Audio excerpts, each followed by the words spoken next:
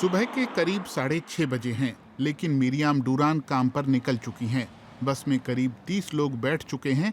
इनमें से कुछ लोग साथ रहते हैं, बाकी लोग जैसे कि मिरियाम अपने माता पिता के साथ रहती हैं। मिरियाम को स्कूल जाना कभी पसंद नहीं आया, लेकिन इतनी सुबह की शिफ्ट, इससे दिक्कत नहीं होती। मुझे सुबह से दोपहर तक काम करना बेहतर लगता है। दोपहर अच्छी नहीं लगती। सुबह बढ़िया और ठंडी होती है और काम के बाद आपकी पूरी दोपहर फ्री होती है। लेकिन हर कोई तड़के नहीं उठना चाहता।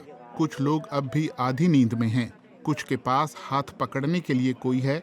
ये लोग जहां काम करते हैं उसका नाम ला फेजादा है।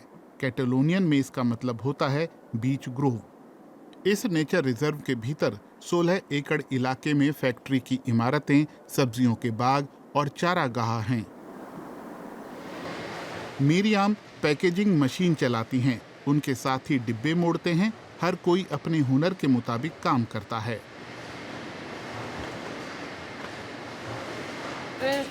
आपको ध्यान देना पड़ता है। कई सारी चीजें हैं जिन पर नजर रखनी पड़ती है।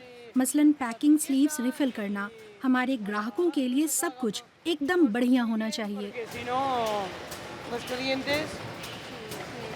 यहाँ सालाना योगर्ट के 10 करोड़ डिब्बों का उत्पादन होता है। कैटलोनिया और बलेयारिक आइलैंड में ये टॉप ब्रांड है।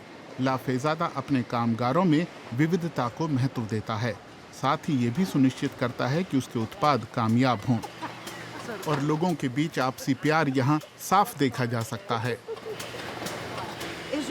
मैं सोचती हूँ कि और भी फैक्ट्रियों को हमारे जैसा होना चाहिए, क्योंकि ये काम करने का अच्छा तरीका है। हम सब इंसान हैं, हम चाहते हैं कोई गले लगाए या हमारी कद्र हो, चाहे वो तुम कैसी हो पूछने जितनी आम बात ही क्यों ना हो। यहाँ काम को लोगों के मुताबिक ढाला गया है, न कि लोगों को काम के मुताबिक। इसीलिए कुछ लोग एक्स्ट्रा ब्रेक ले सकते हैं, या एक इंसान काम करता है और बाकी लोग देखकर सीखते हैं।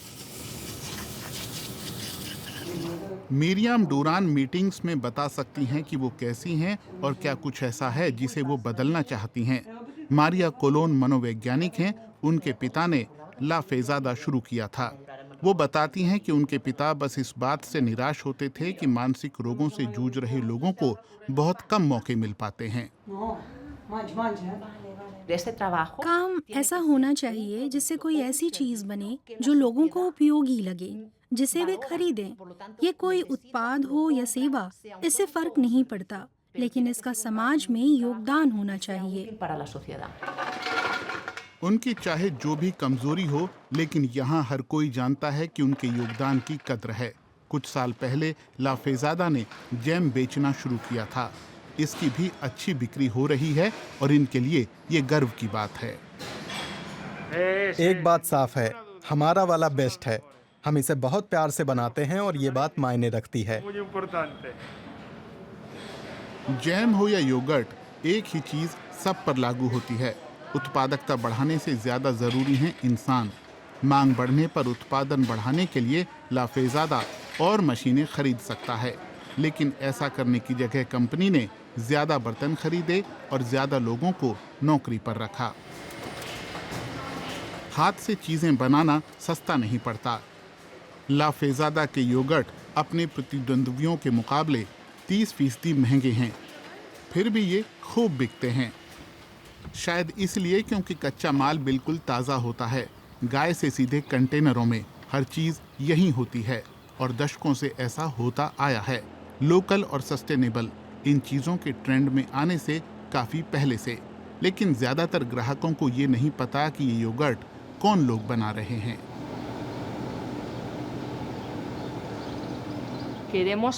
हम चाहते हैं कि लोग हमारा सामान गुणवत्ता की वजह से खरीदें, न कि तरस खाकर। सुपरमार्केटों में हम बड़े अंतर्राष्ट्रीय कॉरपोरेशन से मुकाबला कर रहे हैं। कंपनी को कुछ मौकों पर खुद में बदलाव लाने पड़े। बिजनेस में बने रहना आसान नहीं है, लेकिन इसके लिए सबसे अहम था जितना मुमकिन हो सके उतने ज़्यादा से ज़्यादा लोगों को नौकरी दी जाए, और यहाँ काम करने वाले तो खुश हैं ही। मैं यहाँ अपने सहकर्मियों के साथ खूब मस्ती करती हूँ। हम मिलजुल कर रहते हैं, एक दूसरे पर भरोसा करते हैं। मैं रिटायरमेंट तक यहीं काम करना चाहती हूँ। दूसरी कोई भी जगह ऐसी नहीं होगी। ला फेजादा पिछले 40 साल से काम कर रहा है और यहाँ किसी को भविष्य की चिंता नहीं है। वो कहते हैं कि अगर लोग योगर्ट खाना छोड़ देंगे तो वो टोमेटो सॉस बनाने लगेंगे। जो भी हो, उन्हें यकीन है कि ये कंपनी कम से कम अगले 40 साल तक तो बनी रहेगी।